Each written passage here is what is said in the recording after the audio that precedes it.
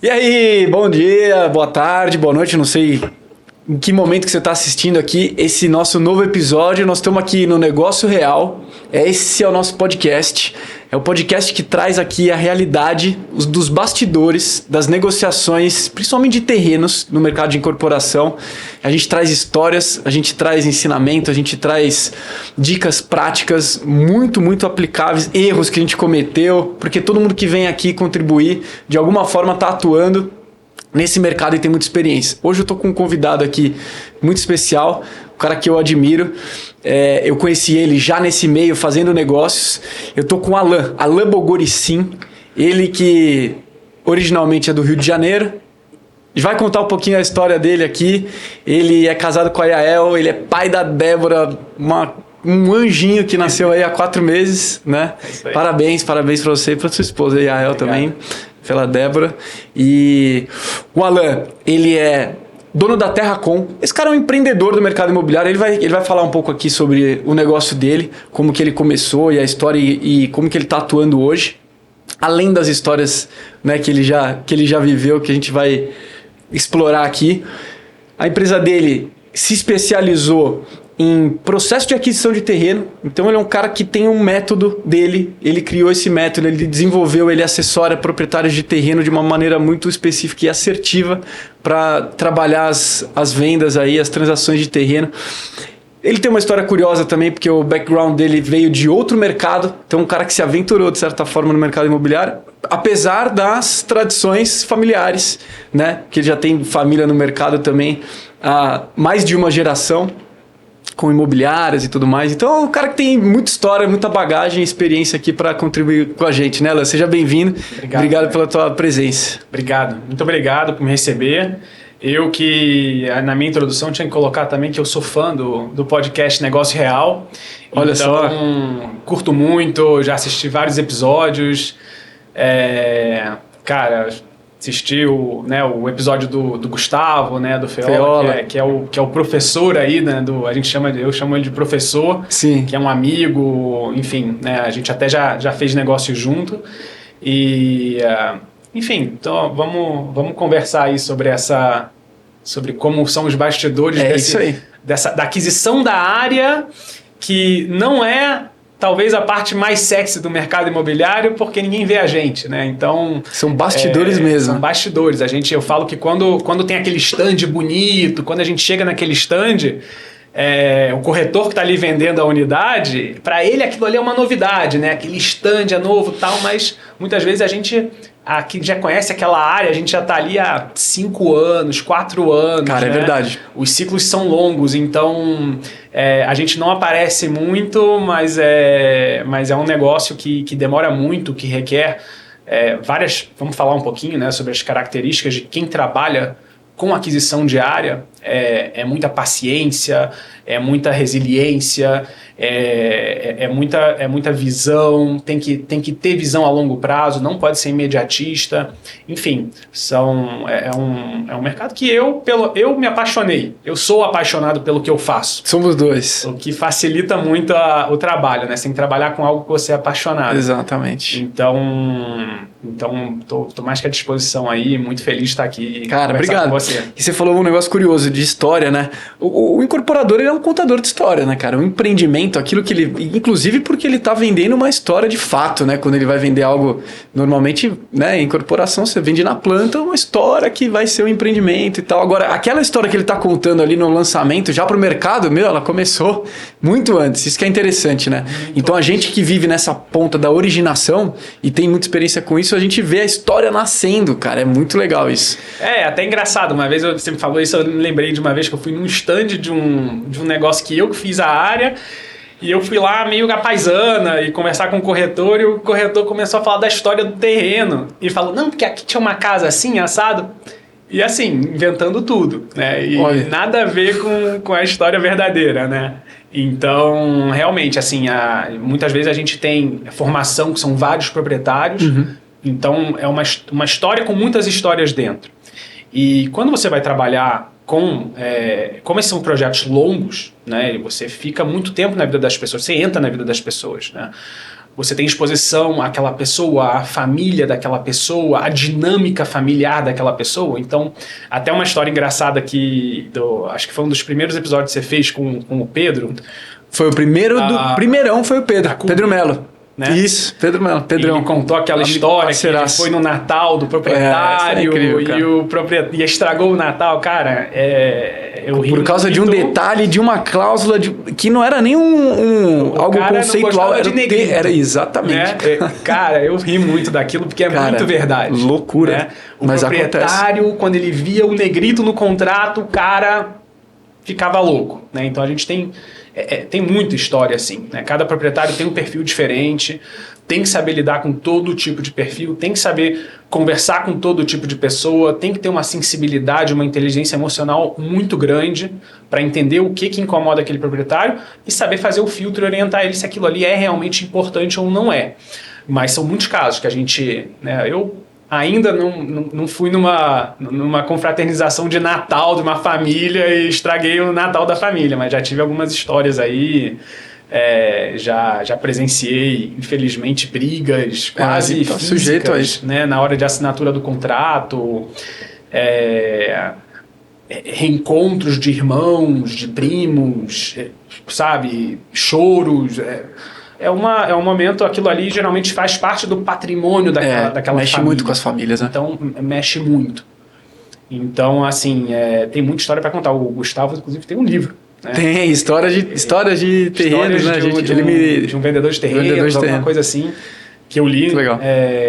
E, assim, eu acho que todo mundo que trabalha nessa área exclusivamente se dedica a isso e faz bem, que são poucos, muito poucos, ele vai ter muitas histórias. Muitas. E é legal a gente contar mesmo essas histórias, né, cara? Assim, extraindo, que é o nosso propósito aqui, é extrair dessas histórias, além de contar, porque tem... É o entretenimento, né? História, cara, é muito legal de contar e de ouvir, mas a gente coloca aqui as pitadas de boas práticas, né?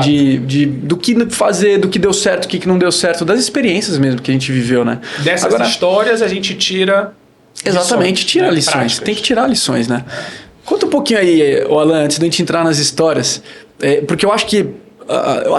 eu tenho certeza que a tua experiência, a tua trajetória, ela pode inspirar muita gente que está iniciando ou que nem pensa, mas pode acender uma luz para entrar nesse mercado e trabalhar de forma profissional, né? E acho que ela pode ajudar também quem esteja com dificuldade no início, naquela fase de dar tração, sabe? Porque você veio, cara, você foi empreendedor mesmo, você veio, né, e se jogou nesse mercado, se estruturou. Conta um pouquinho desse início, como que foi sair do mercado financeiro, entrar no mercado imobiliário, como que você se achou, né? Como é que você se posicionou? Sim, então, bem, como você falou, eu vim do mercado financeiro, eu sou formado em economia e finanças, então tenho uma formação técnica e eu comecei a minha carreira trabalhando fora do Brasil, né, nos Estados Unidos e num setor, primeiro eu trabalhei em banco de investimentos, né, então eu fiz investment banking e depois disso private equity. Uhum. Que quem é do mercado financeiro sabe que, assim, esses dois setores do mercado financeiro, eles são escolas quase que, né, eu falo quase que militares, assim, tem uma cultura toda de muito trabalho. Muito trabalho.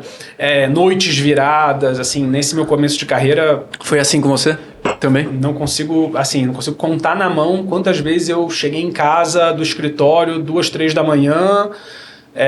dormi 1, 2 horinhas, acordei, tomei um banho, fiz a barba e voltei para o escritório para fazer uma apresentação às 8 horas da manhã, que às vezes era cancelada, né? Vamos dizer assim, ou não.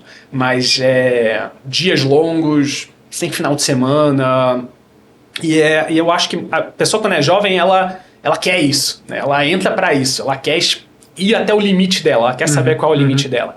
Então eu comecei nesse mercado e, de novo, com essa cultura, você chega lá no banco de investimento, o cara tira o seu mouse, você precisa saber usar o Excel sem mouse, né? E o primeiro a sair, todo mundo bate palma, né? Aquela competição. Então eu vim desse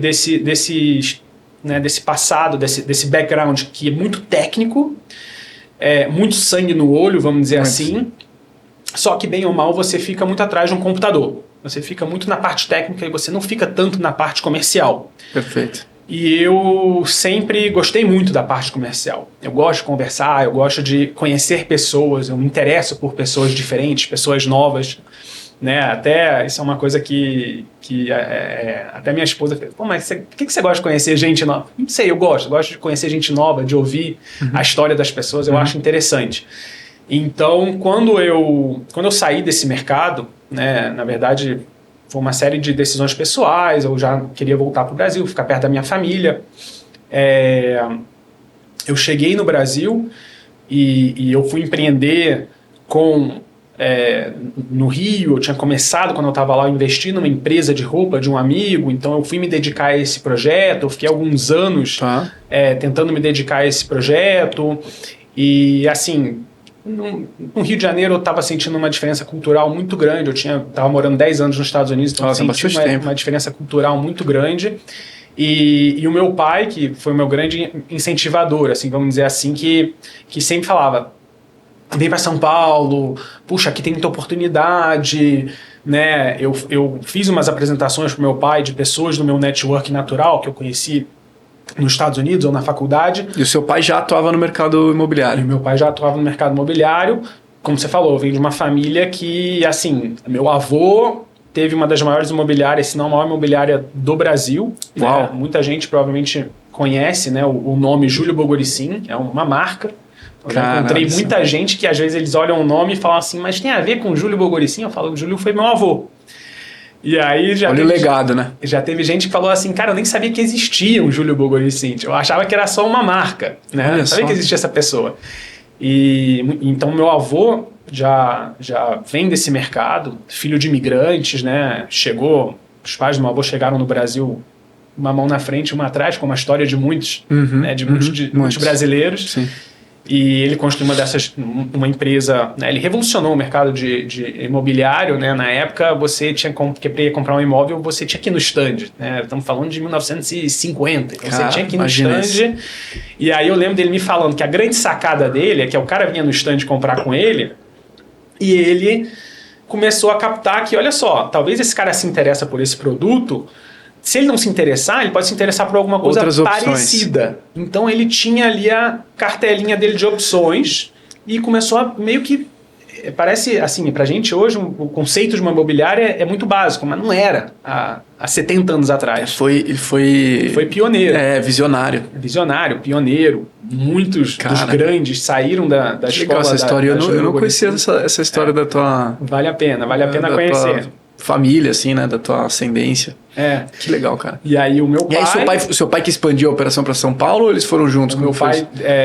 Aliás, pra gente fazer um adendo aqui, um abração pro Cláudio, que é um parceiro também, já fizemos negócios juntos. O Cláudio é um cara que eu admiro muito também. Cláudio, um abraço e eu quero um dia você aqui também pra gente conversar, hein? Contando suas histórias. É isso aí. Então, o meu pai, ele tem essa carreira junto, né, da empresa e em outros braços da empresa. Expandiu para São Paulo, trabalhou numa época na própria parte de incorporação, então eles diversificaram um pouco, tentaram incorporar, então teve toda essa experiência, toda essa bagagem, e ele que me incentivou e falou, vem para São Paulo, você leva jeito, sabe? Eu tinha feito algumas reuniões com ele para apresentar a pessoa, pô, você leva jeito, você sabe falar, tal, não sei o que, vem. E eu vim, a princípio, para trabalhar com ele, para ajudá-lo.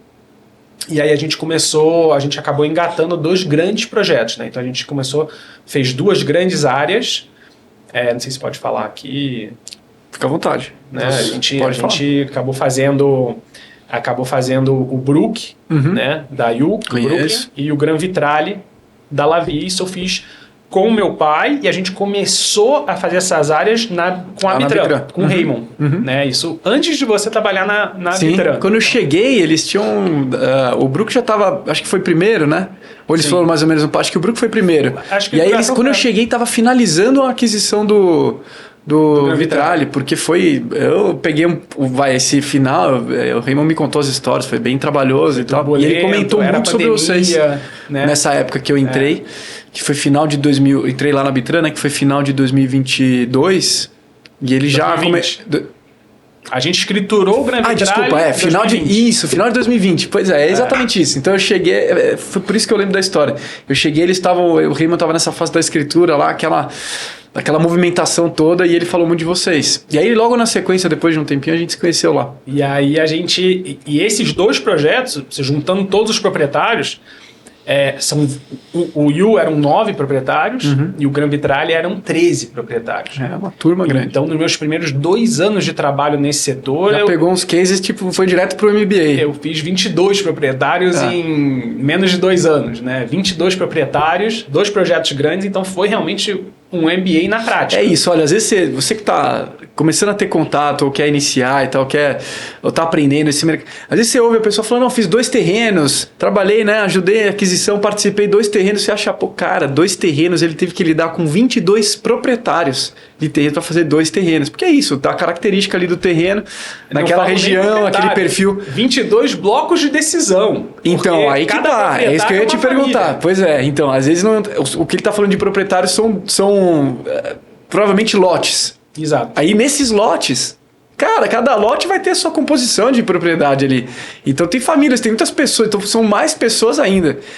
Para fazer 2 terrenos, 2 projetos. Não é brincadeira, é uma dinâmica muito complexa. O vizinho não gosta do outro, ou não sei o quê. Um tentou vender, agora não quer mais porque o outro não queria quando ele queria. São famílias dentro do Gran Vitrale e do Brook. Dentro desses 2 terrenos, eu tenho muita história aqui para contar. São histórias dentro de histórias, né? E aí esse foi realmente assim... Tem alguma que você lembra assim que você fala, cara, essa me marcou demais? Tipo assim, como no começo e o negócio complexo e tal, essa marcou. Tem dessa muitas, turma assim, e te deu um ensinamento, assim. Bem, vou contar como o Gran Vitrale originou. Você falou um pouquinho sobre a pessoa que quer começar e tal. Quando eu cheguei em São Paulo no começo de 2019... E o meu primeiro dia no escritório, vamos dizer assim, é óbvio que eu já vinha conversando com meu pai, me preparando, e eu ouvia muito o nome Moema. Nessa época, Moema era, né, 2019. Hoje, Moema também é um bairro legal, mas acho que tem muitos bairros que já chegaram ali em termos de serem quentes, né? Sim, mas é um grande bairro para quem não é de São Paulo, capital aqui, Moema é um dos grandes bairros de desejo mesmo, né, de moradia, super bem posicionado, perto do parque, tem metrô, tem tudo que você pode imaginar de infra, plano, cara, um bairro excelente. E hoje em dia você vai Eu morei em Moema, sou suspeito até pra falar porque eu gosto muito de lá. E hoje em dia você vai em Moema e tem um lançamento a cada esquina. Muitos prédios saindo, muitos. Mas há 6 anos atrás não era necessariamente assim, 7 anos atrás. Então, eu ouvia muito Moema, todo mundo queria terreno em Moema. Então, no meu primeiro dia de trabalho, que eu deveria estar no escritório, mas no primeiro dia eu falei assim, cara, eu vou lá em Moema. Eu peguei um caderninho, um bloquinho de notas, uma canetinha. Falei, cara, eu vou andar em Moema e eu vou anotar. Imagina assim, eu realmente não tinha a experiência, né? Eu tava sangue no olho e raça. Eu vou bater nas portas e falar com os proprietários. Isso é uma característica minha. Eu sempre fui assim. Eu sempre, assim, tive uma disciplina, tive uma raça. E eu acho que isso foi fundamental para esse começo. Porque, cara, botei muita cara a tapa, falei muita coisa que... Sabe aquela coisa que você fala quando você lembra do que você falou, você fica com vergonha alheia de você mesmo? Tipo, tem umas coisas assim que eu falava com o proprietário, falava, eu sou o melhor corretor de São Paulo. Era o meu primeiro dia, sabe? Tipo, tinha umas coisas assim. Mas cara, foi importante isso pra você, provavelmente, né? Até pra te dar essa confiança de continuar essa disciplina de se sustentar tomando, né, pancada. Sem dúvida. Esse começo eu imagino que deve ser... Porque nesse mercado, a gente vai falar um pouco disso, né? A resiliência é isso. Quando eu trouxe alguns corretores para treinar, depois que porque eu já tinha aprendido mais sobre o mercado, e eu falava para eles, cara, o seu trabalho é tomar soco na cara e levantar. Olha lá. Você vai tomar o primeiro soco na cara, você vai levantar, você já está na frente de 90% das pessoas. Porque 90% das pessoas tomam o primeiro soco na cara e desistem. Pede para sair. O segundo, pior ainda.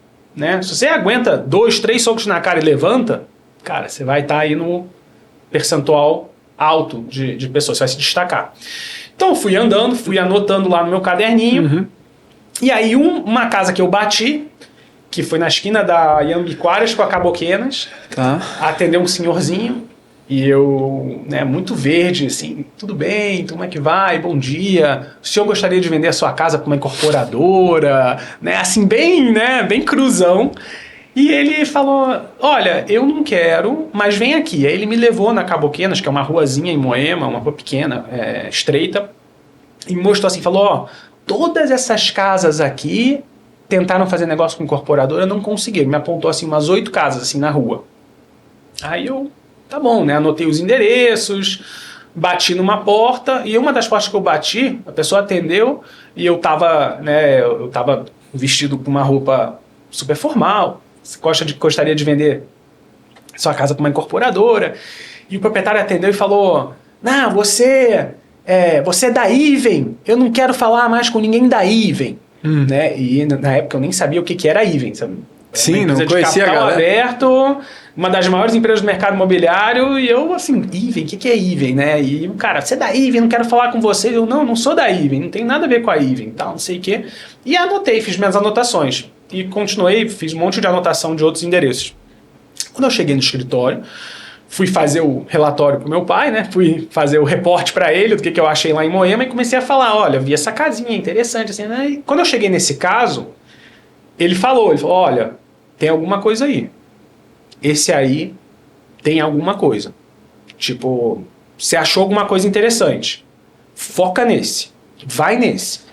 E a partir daí, cara, se tornou o meu... Eu fiquei obcecado. Se tornou a minha obsessão. Aquela quadra se tornou a minha obsessão. Eu ia lá tomar café na padaria na frente, ficar olhando, ver quem estava passando. Eu fiquei obcecado pelaquela quadra, falando com todos os proprietários, e na época eu ainda não tinha. Hoje tem uma sofisticação que eu tenho ferramentas para puxar matrícula, puxar o nome do proprietário, você consegue informações, contato dos proprietários. Você imagina que naquela época eu não sabia nem usar o GeoSampa. Então assim, eu era cru, estava aprendendo a usar o GeoSampa. Então eu fui pegando contato com o proprietário aqui, pegava o vizinho. Foi a campo mesmo, fui a campo, me joguei. E, enfim, 2 anos depois, né, a gente acabou fechando essa área, assim. Então foi você que pescou esse terreno, de fato. Esse foi eu que pesquei, esse foi eu que originei. Eu não sabia disso, hein, mano? Conheço esse empreendimento, conheço esse projeto, uma parte dessa história, porque agora eu tô conhecendo. Tá vendo como a história começa lá atrás? Eu achei que eu conhecia a história toda. Eu originei batendo na porta. Ih, que legal. E que é uma coisa que hoje em dia o profissional tem muito medo disso. As pessoas não querem bater na porta. Tem medo? Você acha que se acomodaram também com as ferramentas que facilitam muito a... muito fácil, né? Agora, você vê essa etapa como uma etapa importante? E o que ela traz por exemplo, essa conexão, você acha que isso foi fundamental? Que você gerou ali no tete-a-tete com os caras? Com certeza. Eu acho que, assim, a gente chegou no final do negócio, teve proprietário que chegou na mesa da escritura e falou assim, cara, eu tô fazendo esse negócio por causa do Alan.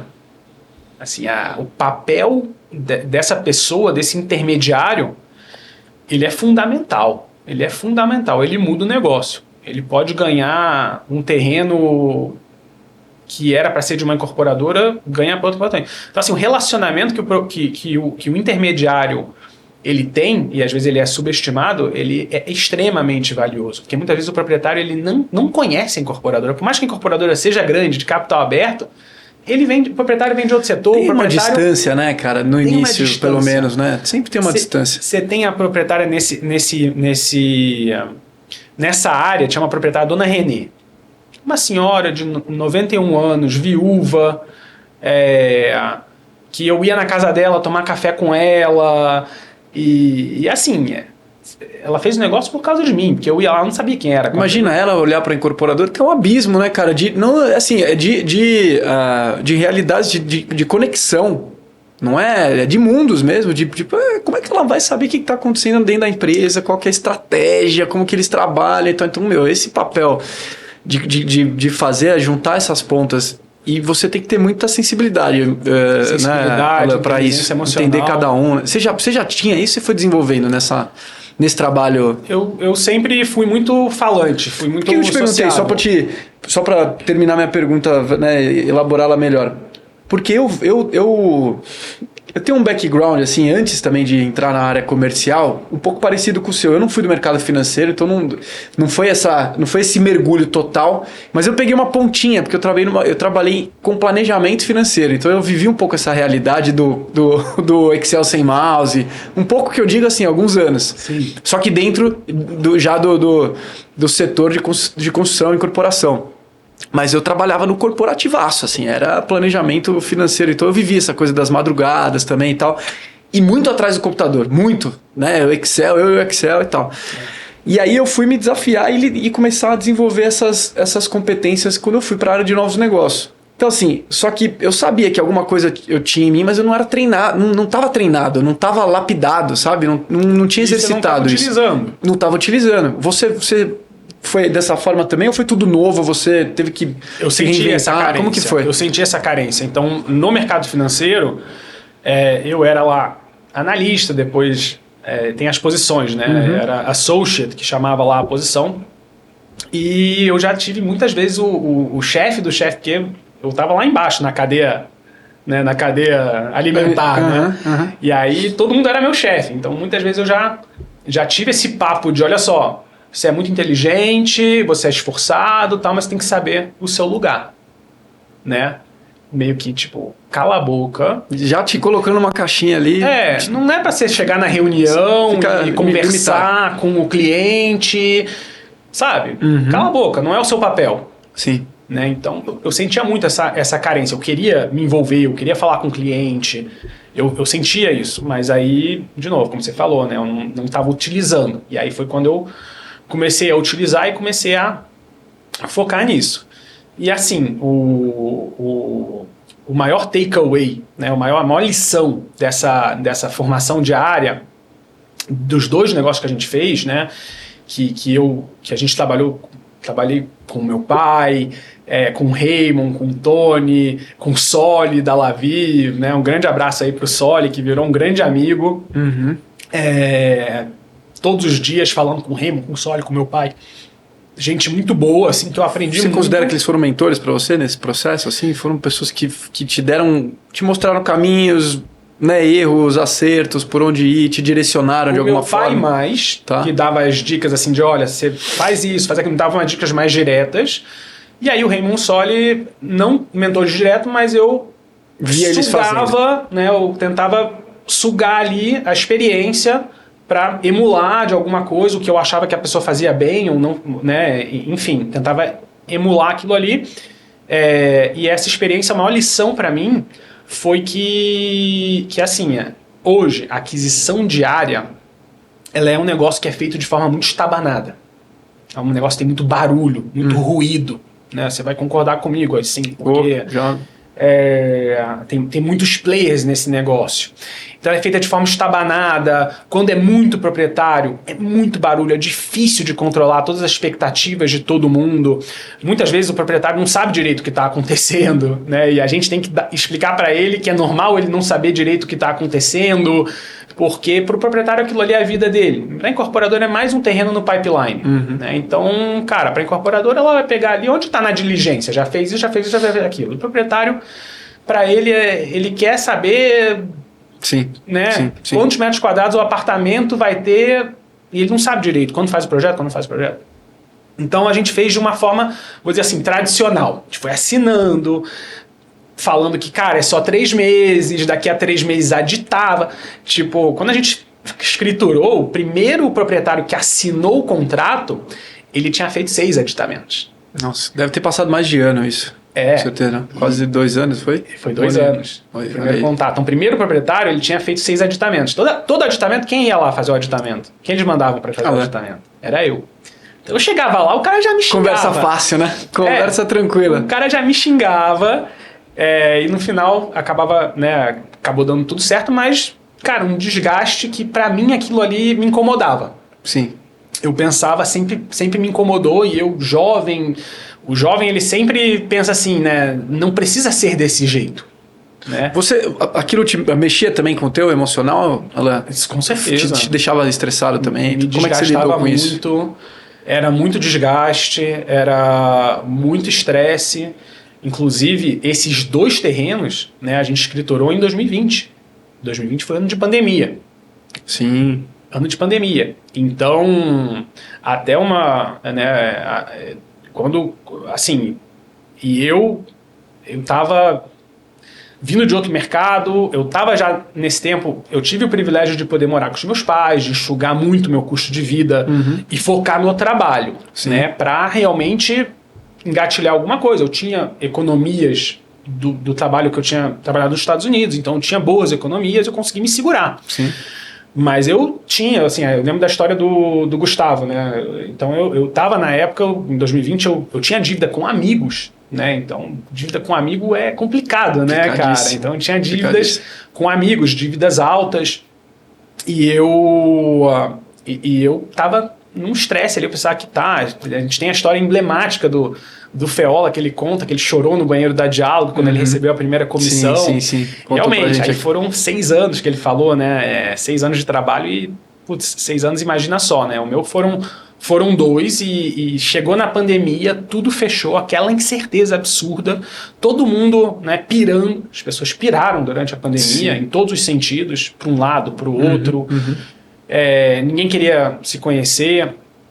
Engraçado que durante a pandemia eu vendi uma área menor, né, que eu fiz também, então eu sempre tive também essa capacidade de fazer várias coisas ao mesmo tempo, então não dá para você, é difícil você só focar na coisa que tem um cronograma de 2, 3 anos, porque como você vai viver sem ter fôlego? Exato. Então eu vendi uma área menor durante a pandemia, que eu só conhecia a proprietária no dia da escritura. Uau! Eu fiz a área inteira pelo telefone com a proprietária. E foram 8, 9 meses de trabalho com essa proprietária no telefone. E eu conheci a Marina, né? Um grande abraço também para a Marina, que virou uma amiga e ela confiou em mim, que é muito difícil só pelo telefone. E nessa fase aí que tava tudo super bagunçado mesmo, né, cara? Tudo bagunçado. Emocionalmente muito instáveis. E imagina, desconfiança no mercado também. O que vai acontecer, o que não vai acontecer, economia, política, tudo... Cara, era difícil de dormir todos os dias. Mas assim, tem que saber lidar, né? Tem que saber lidar com estresse, exercício importante, né? Eu acho que muita gente, quando ela fica... Já passei momentos da minha vida que eu estava tão envolvido no trabalho que eu esqueci totalmente de tomar conta de mim mesmo, né? Do exercício, né? de não ter uma vida sedentária, ter uma vida ativa. Sim. Até que terreno a gente tem, que a gente anda muito, né? Mas o exercício, você não descansa dormindo, você descansa no exercício. O exercício é que realmente descansa a sua cabeça. Então, muito importante. É interessante isso mesmo, porque isso interfere no emocional, no mental. Né? De fato, você cuidar do corpo, cuidar do físico. Exato. Ter uma regularidade, ter consistência. É o único jeito que você descansa a sua cabeça. As pessoas, não vou dormir, vou descansar. Não, vou ficar aqui sem fazer nada no sofá, vou descansar. Contraintuitivamente, você vai descansar quando você se desgastar no exercício físico. Isso aí. Né? Que você vai relaxar realmente a sua mente.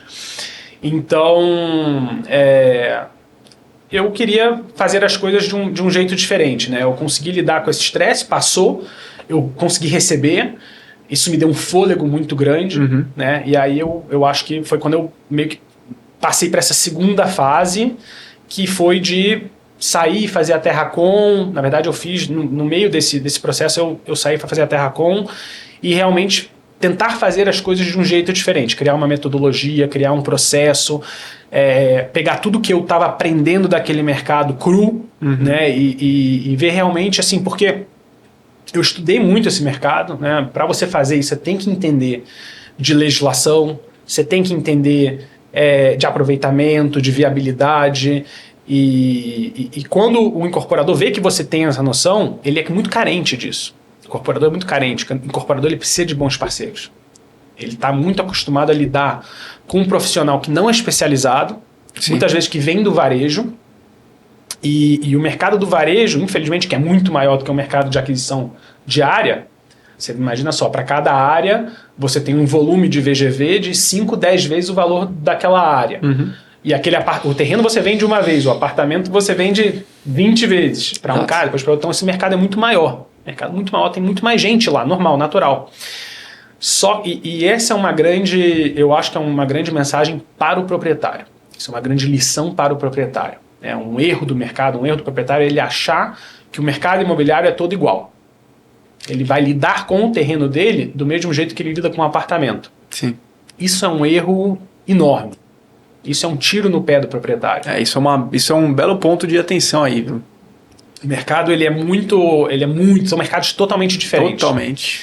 Então, assim, né, até eu tenho um primo que está no mercado imobiliário também, o Felipe. Um grande abraço aí pro Felipe. E ele criou uma plataforma para corretores no mercado de varejo, né, no mercado de terceiros. Né, ele criou uma plataforma para os corretores conseguirem se organizar, terem CRM, o CRM conversar com captação, conversar com as redes digitais. É uma startup, chama Livima. Livima, com L. Tá. É bem bacana, bem bacana. Inclusive, se tiver um corretor que trabalha com apartamento, tanto terceiros quanto lançamentos, vale muito a pena você conhecer a Livima. Legal. E eles fazem muita capacitação também de corretor, e eu fui prestigiá-lo. Ele fez um evento aqui em São Paulo, e ele falou muito sobre melhores práticas para os corretores que trabalham em apartamentos. Sim. E eu sentado ali, né, e eu via as melhores práticas e na minha cabeça eu pensava assim, cara, como é diferente, né?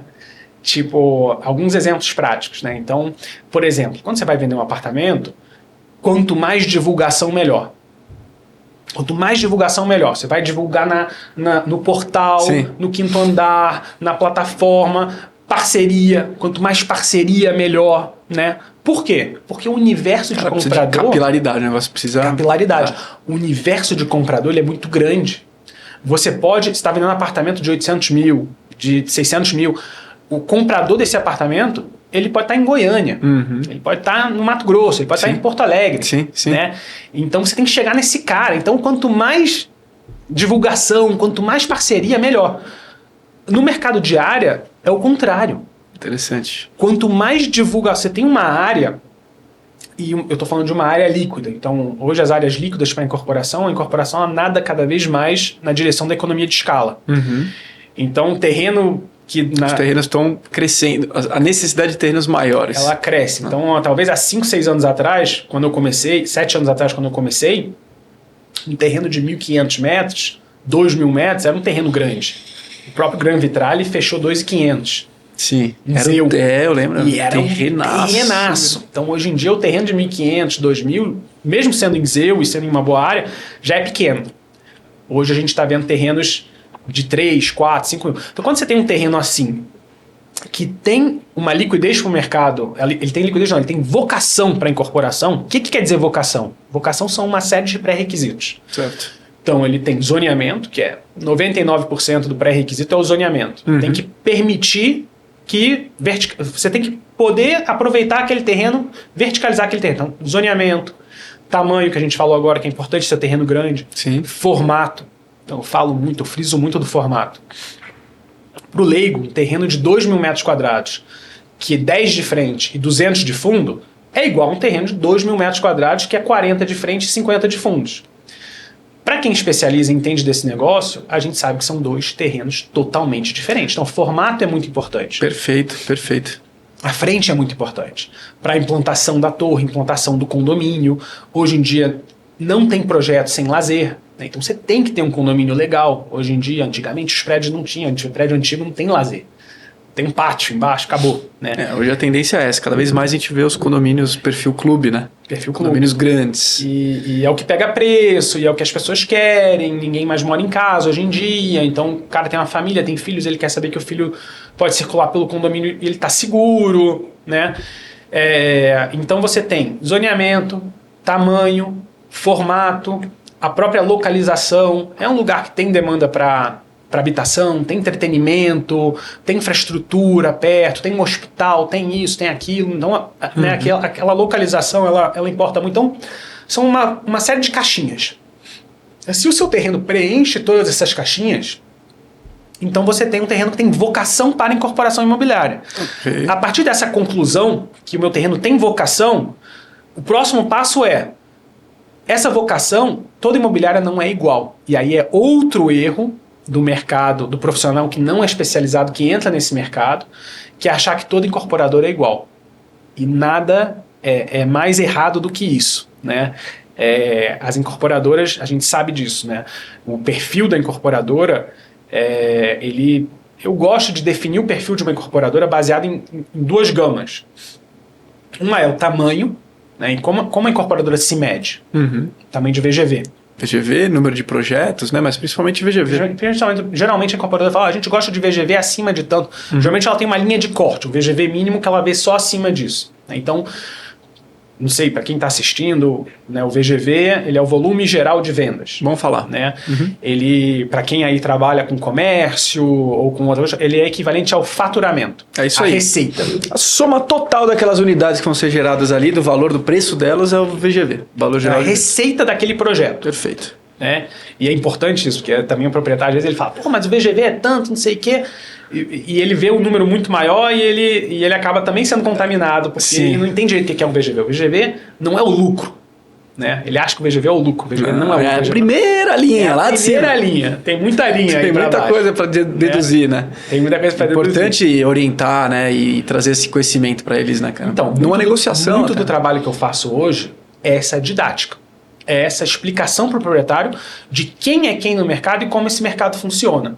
Então, e assim, André, você não tem ideia da quantidade de proprietário que eu sento para falar sobre o mercado com eles, coisas que eu estou te falando aqui, que são para você talvez básicas, para mim também são básicas, para o proprietário não é básico. Quantos proprietários já terminaram uma conversa comigo e falaram assim, Alan, eu já conversei com 50 pessoas, nunca ninguém sentou comigo aqui e me explicou o que você está explicando. Nunca ninguém me explicou o que você está me explicando. Isso tem muito valor, né, cara? Tem muito valor. Porque é onde você ganha a confiança do proprietário e onde você realmente se coloca como uma figura de autoridade, como especialista. Porque se o proprietário não confiar em você como especialista, o negócio não vai acontecer. Ele não vai acontecer. Sim. E confiança, eu sempre falo isso, né, para os corretores para quem trabalha comigo. Confiança é um conceito diferente. Porque assim, a confiança não adianta eu falar assim, André, eu confio em você. Não existe isso. Eu falar eu confio em você. A confiança vem de dentro. Eu sinto a confiança. Como eu sinto a confiança? Eu sinto através da interação que eu tenho com o André. Certo. Né? Então eu vou, a partir de situações que eu vejo como o André lida com aquela situação, eu vou confiando mais ou menos no André. Aquilo ali vai sendo construído. Né? Então quando você senta e você explica para o proprietário, olha, por que você está passando... Por que você tem 200 pessoas te ligando? Né? O que é uma proposta? O que é um contrato de compra e venda? O que é uma incorporadora? O que é um corretor? O que é um estruturador de áreas? Né? Porque a gente tem players desse mercado. Né? Então, como eu falei, tem muito barulho nesse mercado. Por quê? Porque tem muito corretor de outras áreas que não necessariamente são especializados. E nesse mercado específico, você tem o player que é o estruturador de áreas. Né? Que é a pessoa que ela assina aquela área para levar para uma incorporadora. Certo. Que geralmente é um player muito sofisticado. Né? Então ele é diferente de um corretor, ele é bem mais sofisticado, ele passa credibilidade, ele sabe do que ele está falando. É alguém que conhece mais a fundo o negócio. Ele tem um arcabouço técnico, né? Muitas vezes como ele leva para uma incorporadora maior e às vezes ele participa do projeto. Também, sim. Ele se coloca como incorporador, muitas vezes, e é muito tênue essa linha. Porque alguns são pequenos incorporadores e eles vão participar junto. E muitas vezes o pequeno incorporador, ele vira um estruturador quando ele consegue assinar um terreno maior do que ele... Né? O cara faz um VGV de 60 milhões. O primo dele trouxe um amigo que tem um terreno e faz um VGV de 300 milhões. O incorporador não vai falar... não me interessa, é muito grande para mim. Não, ele vai provavelmente, beleza, assinar. Deixa eu olhar e vamos fazer. Porque nesse mercado tem essa abertura, né? E tem essa ferramentação de poder fazer muita parceria. E é uma cultura mesmo, né? As empresas se associam por projeto. Então virou um mecanismo bom nesse sentido. De mercado. Né? Que permite parcerias pontuais ali por projeto. Isso fomentou muito, né? Esse modelo aí. Mas você tem que saber quem são os players. Você tem que saber com quem você está falando. Então. Né? Então, como eu falei, né? Voltando um pouquinho, o primeiro passo é determinar que tem a vocação para a incorporação. O segundo passo é você determinar quem são as empresas que vão se atrair. Né? O que eu dou um exemplo muito, muito assim, nos extremos, que, cara, não adianta eu pegar um imóvel na Vila Nova Conceição e ligar para a MRV. não vai fazer. Né? Não adianta eu ir um terreno no Capão Redondo e ligar para o cara da Lindenberg, ou, né, de uma Elias Vitor Nigri, ou de um cara que faz um altíssimo luxo. Então, assim, toda incorporadora não é igual. E como eu defino elas? Né? Então, a gente tem tanto o tamanho de VGV, Sim. Então, você tem VGV ali, a empresa familiar faz VGV de 70 milhões, 80... Parecem números grandes. 70 milhões, 80 milhões. Hoje são VGVs pequenos. Ninguém faz. Tem que ser o papai, empresa familiar aí para fazer um VGV de 70 milhões. Né? E até o céu é o limite no tamanho de projetos. Você tem VGV de 2 bilhões, 3 bilhões, megaprojetos, enfim. Né? Então, você tem essa gama e você tem a segunda gama, que é a gama do padrão. Então, você tem o interesse social... você tem dentro do interesse social diferentes faixas. Então você tem interesse social, você tem mercado popular, você tem o econômico, aí você começa a entrar um pouco no médio alto, no altíssimo, no luxo, e aí também, né, o céu é o limite, vamos dizer assim. Então você tem essas duas gamas e você vai deter, quando você filtra para essas duas gamas, quando você filtra, quantas incorporadoras sobraram que de fato têm o perfil para fazer o seu terreno? São poucas. Então, diferente do apartamento, o seu universo de potencial comprador, ele é muito pequeno. Por mais que o proprietário recebe 200 ligações, esses 200 pessoas que estão ligando para ele, elas vão, todas elas, morrer direto ou indiretamente em um desses que estão nesse universo seleto de incorporadores que tem o perfil, o tamanho e o padrão para fazer aquele projeto. Verdade.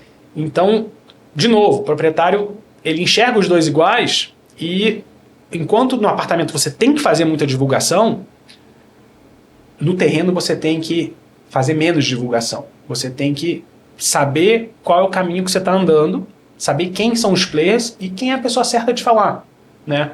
Você já vai mais assertivo ali na tua... Você tem que ir assertivo. Na tua abordagem, né? E não é fácil. Não é fácil, tanto que tem a demanda para esse tipo de serviço. Né? Então a gente foca muito em ajudar o proprietário a acessar esse mercado, mas acessar de uma forma certa, tirando o barulho. Né? E a gente se coloca, assim, muitas vezes eu falo para o proprietário, né? A gente se coloca como o mercado, ele dá todas as alternativas para o proprietário. E o proprietário escolhe a alternativa. Você vai no mercado, você escolhe. Essa é a maravilha do mercado, é esse. Né? Para todo gosto tem uma alternativa. E a gente se coloca como uma alternativa ao corretor não especializado e ao estruturador de áreas. A gente é uma alternativa, é um serviço alternativo para o proprietário que, cara, fez sentido a forma que vocês trabalham. Tô passando, muitas vezes a gente senta com o proprietário e eu vou explicando isso que eu estou te explicando. E eu falo, por exemplo, que é muito comum, né, a pior situação que o proprietário pode passar, né, ele assinar um contrato e durante a fase de resolutivos esse contrato abrir. O que isso quer dizer? Né, para quem não entende como funciona, quando você faz um negócio com uma incorporadora, toda incorporadora ela vai comprar com um prazo de resolutivas. Certo. Perfeito. Muitas condicionantes que precisam ser superadas para aquele negócio se aperfeiçoar. Então, por isso tem um tempo de diligência ali para ela verificar tudo, né? Todos os riscos desse negócio. Porque incorporação é um negócio de risco. Muito. Né? E aí eu vou até fazer um adendo aqui, que eu brinco que assim, a gente ouve muitas pessoas falando assim, não, os incorporadores são grandes especuladores. Né? Especulação imobiliária. E assim, você que trabalhou em incorporadora, e a gente que tem essa exposição à incorporadora, tudo que o incorporador não é um especulador. O cara tá ali mitigando o risco o dia inteiro. Ele não lança se ele não tiver um estudo de mercado robusto, se ele não tiver um produto alinhado, se ele não tiver alinhado com a engenharia, tiver alinhado com a arquitetura, tiver alinhado com a equipe comercial dele. Então, tudo que o incorporador não é um especulador. Porque é uma esteira de etapas, né, esse processo, e em todas elas você tem riscos e tem variáveis, né, inúmeras ali que precisam ser controladas, pilotadas ali da melhor forma para você manter a rentabilidade daquele negócio. E o meu pai falava uma coisa, meu pai falava assim, corporação é complicado por quê? Você pode ter 10 projetos. Se você quebra em um, você pode quebrar em todos. Não adianta você ter 10 projetos e 9 deram certo. O que deu errado, você pode quebrar tudo. Então, é muito arriscado. Eu acho que esse é um erro, eu acho que esse é um takeaway legal também. Agora falando sobre isso, eu acho que é um takeaway legal, porque quando você começa, eu era assim, quando você começa, você acha que O incorporador é um malvadão, um ricão, que para ele não faz diferença se ele paga R$1 a mais ou R$1 a menos pro proprietário, e o proprietário é o pobre coitado. São os mitos, né, que rolam, né, cara, E a gente vê isso, né? Eu vejo com outros corretores que, assim, o corretor, ele, em geral, ele fica, né, ele tem esse approach de que, não, a incorporadora, ele é malvadão, ele não é verdade. A incorporadora, de novo, ela tem várias opções, ela está trabalhando uma área com você, ela está trabalhando outra ali perto, e no final do dia, o negócio que é bom para o proprietário, ele é um negócio que é bom para a incorporadora. Tem que ser viável, né? Tem que ser. Só que o que também é outro mito, outra falácia. Tá acabando nosso tempo ou tá de boa? Vamos, a gente vai caminhando para as mensagens finais aí. Putz, eu tenho Mas termina, coisa pra falar. Não, você vai voltar, cara. Eu te falei, né? Antes de você vir. Te falei. Mas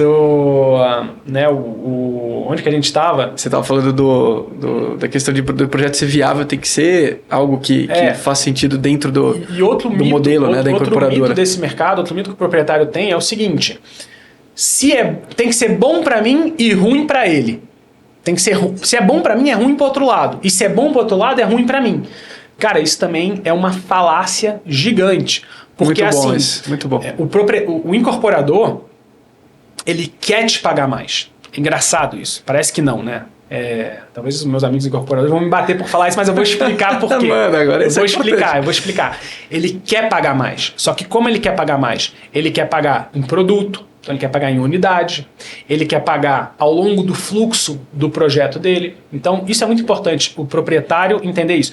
Qual é a língua do incorporador? Muito bom você falar disso, cara, porque é um conceito, esse é cirúrgico, assim, e ele é muito sensível, ele é importantíssimo para as negociações se viabilizarem, que é a questão da exposição de caixa do projeto. Exatamente. Porque é um conceito financeiro mesmo, econômico. O incorporador vai olhar indicadores financeiros ali para viabilizar aquele negócio. E quando você expõe muito, antes do projeto começar a dar retorno, gerar receita, você está prejudicando a rentabilidade dele. Isso é conceito de valor de dinheiro no tempo. Exato. Então, por que o Alan está falando? Está corretíssimo. O incorporador, ele quer pagar mais, mas da melhor forma para o projeto, para a saúde financeira do projeto. Qual que é a melhor forma? É isso que você estava comentando aí. Então, você falou dos indicadores financeiros. O incorporador, ele é valor presente, exatamente, é TIR, principalmente TIR, é exposição de caixa, todos esses indicadores que ele está olhando, né?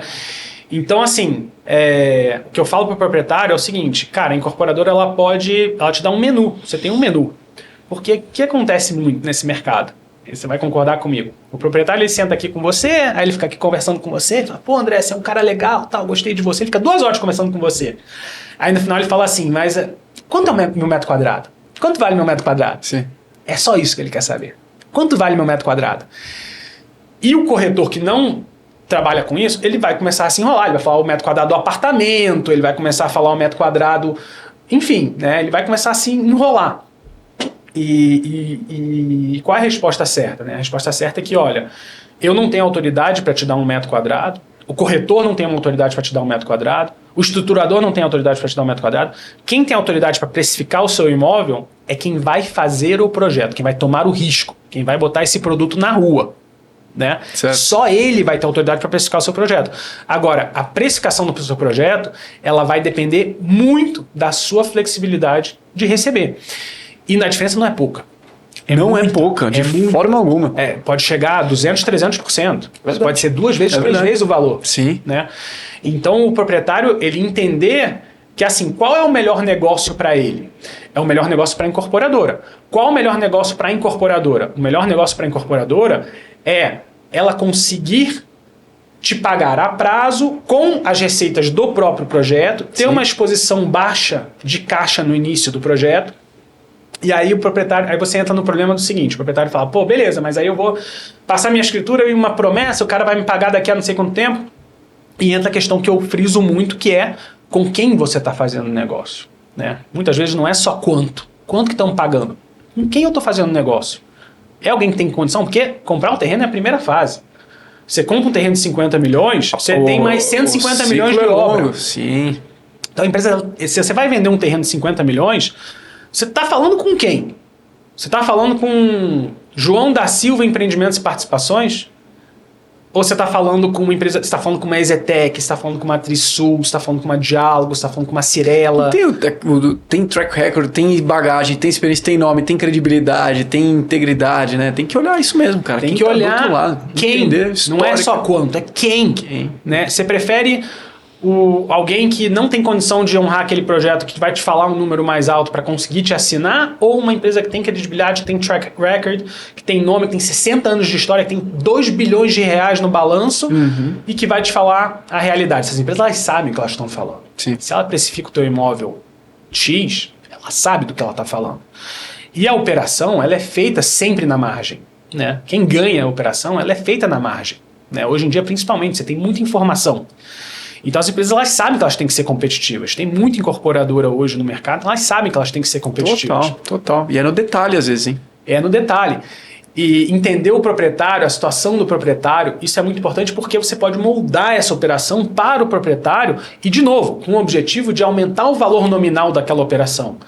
De novo, vou repetir, a incorporadora, ela quer pagar mais para o proprietário, ela quer pagar o máximo possível para o proprietário, mas a conta dela tem que fechar. Então o proprietário tem que entender isso. Quando ele entende isso, e ele fala, puxa, é importante eu ver quem está do outro lado, e ligando nesse ponto de, eu vou passar minha escritura e eu vou receber uma promessa, quando você está fazendo negócio com uma incorporadora de capital aberto, que tem balanço aberto, essas incorporadoras, o que elas conseguem dar de garantia? Seguro, seguradora de primeira linha, aval de SA com capital aberto na bolsa. Eu já tive advogado de proprietário que falou, cara, eu me sinto mais seguro com o aval dessa SA do que com um seguro de primeira linha. Né? Dependendo do terreno, são poucos, mas dependendo do terreno, tem espaço para carta-fiança, fiança bancária. Como o proprietário tem que entender que quanto mais cara a garantia... Encarece o negócio. Exatamente, faz parte. Vai tirar ali de algum lugar daquele negócio. Tem que ser tirado. Mas o que eu falo é o seguinte, o proprietário que faz negócio com incorporadora e ele pega 100% à vista na escritura, ele deixou muito valor na mesa. Sim. Mas não é pouco. Ele deixou muito valor na mesa. Muito. E valor que ele consegue mitigar o risco. Através de garantias firmes. É verdade. Né?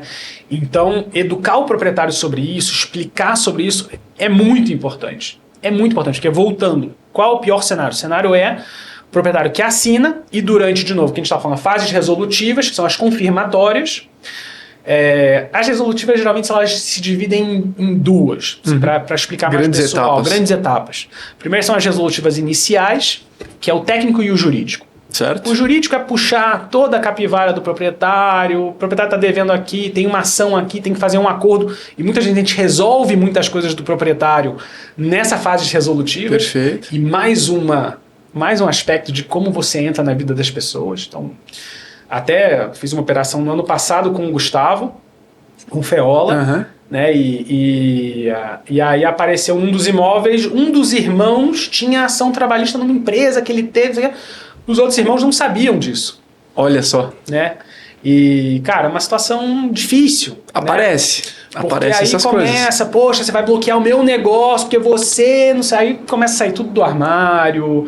O irmão que era favorito, o outro não era, né? Começa a sair todos os esqueletos começam a sair do armário. Mas são oportunidades também para resolver muitos problemas, né, cara? Regularizar questões familiares que estão há anos. O que você vai fazer? Pendentes, né? O que você vai fazer com suporte jurídico de uma incorporadora de primeira linha.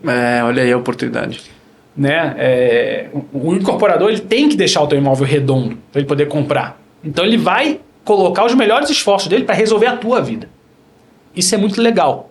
Né? Óbvio que tem coisa que não dá para resolver.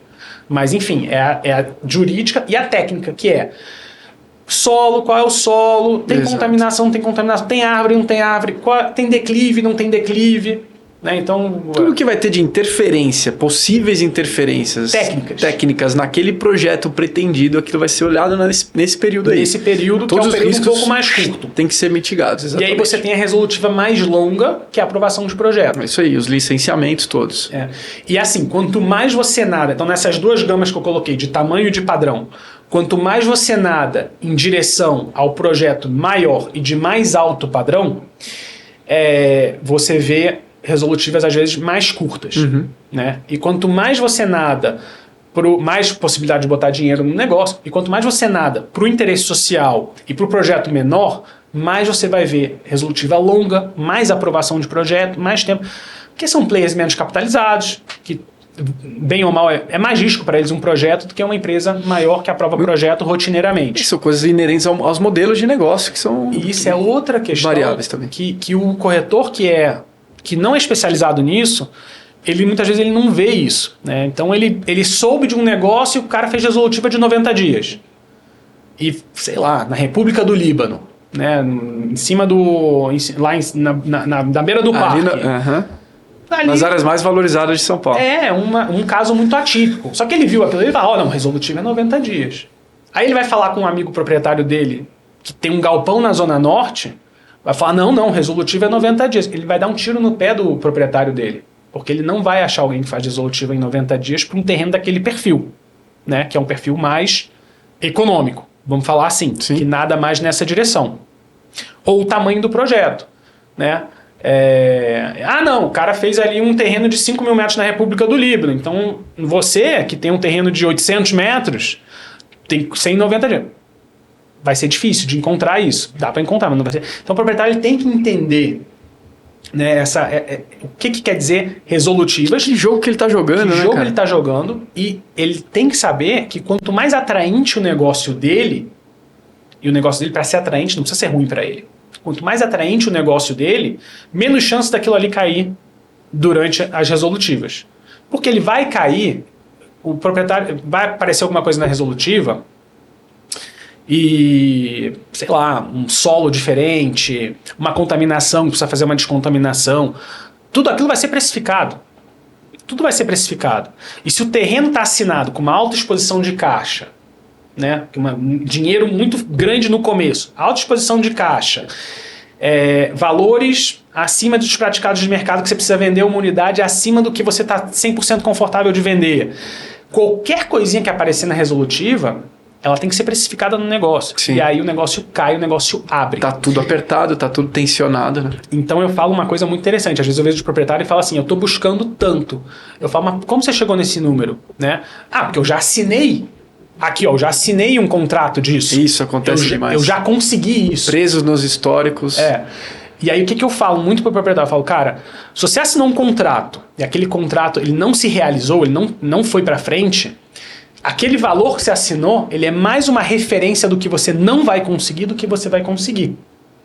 Olha. Coloca isso na sua cabeça. Ó, você viu quantos insights aqui e dicas, e assim... Você que é corretor ou proprietário, principalmente, quanta coisa você precisa se você quiser, mas assim, se você quer maximizar teu negócio, você quer ganhar tempo, você quer trabalhar com os melhores players, você quer dar um tiro certeiro e gerar relacionamentos que são duradouros também. Cara, aprende isso aqui que o Alan tá ensinando. Por quê?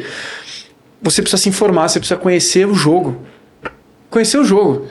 Quem são os participantes ali? Exatamente. Quem que são os players que são importantes para o teu negócio, a dinâmica do jogo, como que se posiciona? Como eu sou do Rio de Janeiro, eu sempre faço uma analogia com a praia, com o mar. Eu falo assim, cara, você vai chegar lá no mar. O mar tem onda, né? Você não conhece muito o mar. Você não conhece, até eu que sou do Rio, eu vou para uma praia, eu não conheço aquele mar. Eu prefiro entrar sem prancha, né? E sem conhecer nada, ou eu prefiro entrar com alguém que tem uma prancha, que conhece aquele mar, que sabe nadar, né? Então, você vai entrar sem prancha? É o que o proprietário faz isso. Né? O proprietário, ele entra sem prancha no mar e sem saber nadar. Se joga e já vai direto lá para... E o que acontece? Ele se afoga. Aí. Então, quando eu encontro o proprietário e eu conto tudo isso que eu estou contando para você e mais, né? Eu tenho reunião com o proprietário que às vezes demora 2 horas. Sim. Porque o cara, quando ele começa a ver que você sabe o que você está falando, ele começa... E muitas vezes eu falo pro proprietário, já tive isso mais de uma vez, essa reação. O proprietário ele vai ouvindo e depois ele fala assim, Alan, tudo que você está falando aí, cada coisa que você está falando, tá passando um filme aqui na minha cabeça. Tá passando um filme. Eu já passei por tudo isso que você está falando. Tudo isso que você está falando eu já passei. E eu nunca entendi por quê. E é isso, ele podia ter encurtado esse tempo se tivesse buscado essa orientação às vezes lá ele no precisa. início. Às vezes ele precisa se afogar um pouquinho. Também, faz parte, né? Faz parte. Faz parte. Mas é isso aí, eu vou te falar que tem coisa aí pra gente fazer essa segunda, quem sabe terceira parte, porque eu tenho certeza que contei tem... as histórias mais pois legais. As histórias, então é isso, as histórias elas vão ficar pra nossa segunda etapa aqui, nosso segundo tempo. Mas eu te agradeço demais, olha que foi riquíssimo o que você trouxe aqui pra gente, acho que agrega muito pra... agentes diferentes desse mercado. Todo mundo que de alguma forma está jogando, né, e tentando se posicionar e entender melhor estrategicamente, né, como performar bem e ter resultado, precisa assistir isso aqui e seguir essas orientações. Você vai encurtar teu caminho, tenho certeza absoluta. Sem dúvida, porque não é brincadeira. Não é para qualquer um. Né? As histórias que eu falei aqui, o grau de estresse, o grau de incerteza... Você imagina, eu tive muita dificuldade de treinar corretor de varejo para vir trabalhar comigo. Que uma coisa que eu tentei no passado e percebi que, né, cara, não sei se dá muito certo. Foi um erro que eu fiz no passado. Uhum. Por quê? Porque eu trago aquele corretor do varejo, e o corretor do varejo, ele está programado... É um mindset diferente. É um mindset totalmente diferente. Ele tem que fazer 2, 3 vendas por mês. Né? E ele tem que ver aquele dinheiro... Então eu trago o cara e qual a minha proposta para ele? É o seguinte, cara, você vai levar um monte de soco na cara, você vai ouvir um monte de não, você vai ter que ligar para as pessoas que não estão interessadas em fazer negócio e ficar amiga delas e conversar, entender elas e tentar marcar um café e às vezes ser xingado no telefone e muita gente não consegue, né? Não consegue, o cara não leva no pessoal, como a Érica falou, duro, né? É duro. Leva no pessoal, ele não consegue. Então você vai tomar porrada. Se você fechar um negócio, você vai receber daqui a 2 anos. Sim. Até lá, você não vai receber R$1, né? Você vai receber R$1 até lá. Exatamente. Eu já tentei até ajudar com um pouco de ajuda de custo, mas não paga a conta do pessoal, né? Você vai ter que se dedicar a isso, você vai ter que ficar 2 anos sem receber R$1, indo trabalhar todo dia, ligando sem parar, para tentar acertar um negócio que pode abrir nas resolutivas, que pode dar errado, porque o corretor também que vem fora desse mercado, ele acha que ele recebe quando ele assina o contrato, que vende apartamento. O cara, quando vende apartamento, ele é um engano, ele assina o contrato e ele recebe. A gente não, a gente só recebe na escritura. Então, o negócio só termina na escritura. Então, olha a minha proposta para esse cara. Né? Você vai vir aqui, você vai tomar porrada, você não vai ganhar nada. Talvez, quem sabe, você vai ganhar alguma coisa daqui a 2 anos. Aí, obviamente, a glória, daqui a 2 anos, ele vai ganhar um montante considerável. O jogo é esse. Sim. Né? Você vai plantar uma semente, mas a árvore que sai daquela semente, ela é muito grande. Né? Quando você tem 2 sementes, você não sabe o tamanho da árvore que vai sair dali. Sim. A semente desse negócio, a árvore que planta, é muito grande. Né? Mas até aquela árvore nascer, e é aquilo que a gente... Sempre quem trabalha com competição... com performance, né? Eu vi o Bernardinho falando isso uma vez, acho que não foi num podcast também, que ele falou, cara, eu não procuro o atleta que quer ganhar, porque todo atleta quer ganhar. Sim. Né? Eu procuro o atleta que quer passar pelo processo. Se preparar para isso, que quer se preparar para isso. Perfeito. Todo mundo quer ganhar. Claro que essa você quer ganhar. preparação é onde muita gente cai mesmo. Essa preparação muita gente cai. E na teoria é muito bonitinho. Na prática, é muito difícil. Aquele dia a dia, ele te esmaga. Né? Eu vejo a história do Feola, quando ele fala de chorar no banheiro na diálogo, cara, eu quase choro com ele, porque eu sinto. Né? Você se viu nisso, né? Viveu eu vivi nisso. Essa história. Muito né? bom, cara. E essas histórias, você vai voltar para contar algumas aí que eu sei que você... Opa! Eu sei que você não conseguiu contar, mas... Vai ser um prazer. Eu trouxe uma colinha aqui. Você viu, né? Que você viu que aqui a gente vai e voa e os assuntos vão caminhando pro que tem que caminhar. Foi a mensagem que você precisava deixar aqui, você deixou hoje. Eu te agradeço muito pela presença e eu tenho certeza que você vai estar aqui em breve de novo pra gente... continuar essas histórias aí. Vai ser um prazer. Fechado. Obrigado, viu? Obrigado, Alberto. Muito obrigado.